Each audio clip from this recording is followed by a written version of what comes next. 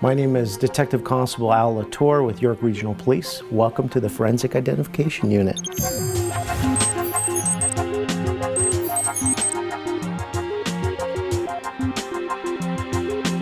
We get involved with anything from robberies to home invasions to homicides and many other. The more major crimes, however, will go out to the more minor crimes to assist our forensic identification assistants on many occasions. Right here, it's an abandoned vehicle. Somebody has dumped it here. Usually we would start with overall photographs to capture the scene. Say if there's any tire tracks or footwear pattern of where the suspect has been leaving the scene. We'll look for fingerprints. Say if they broke the window, then there might be blood. So we'll definitely swab that and send that to a lab for DNA testing. DNA is an excellent source of evidence. The amount of DNA, the trace amounts of DNA that we need now to get a very good source of evidence are much less than we needed 10 or 15 years ago. Sometimes the suspect might leave behind a cigarette butt, so we can use that for DNA, or maybe a coffee cup, or maybe a water bottle. So then we could dust those or take DNA off of that.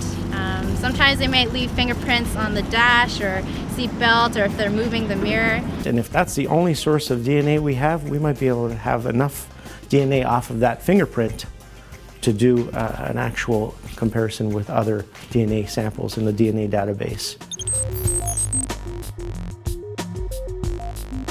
Our goals, obviously, with collecting any evidence are consistency and continuity. In that case, those two are extremely important, and that's why we all follow the same procedures.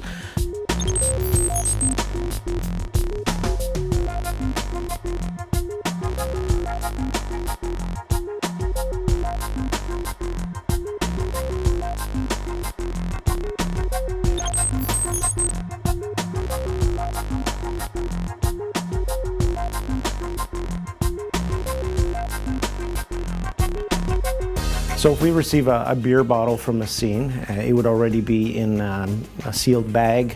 That way we know that no one's touched it since the last officer who actually dealt with it. That's part of continuity and it's very important.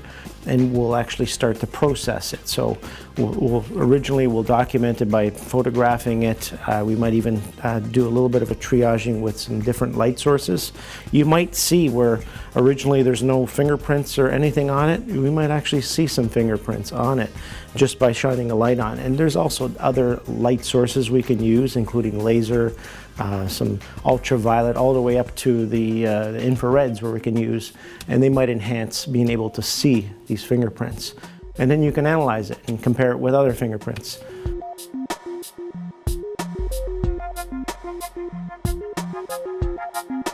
We're very fortunate in forensics to be dealing with all sorts of the newest technologies out there, and we also lean on some of the other units.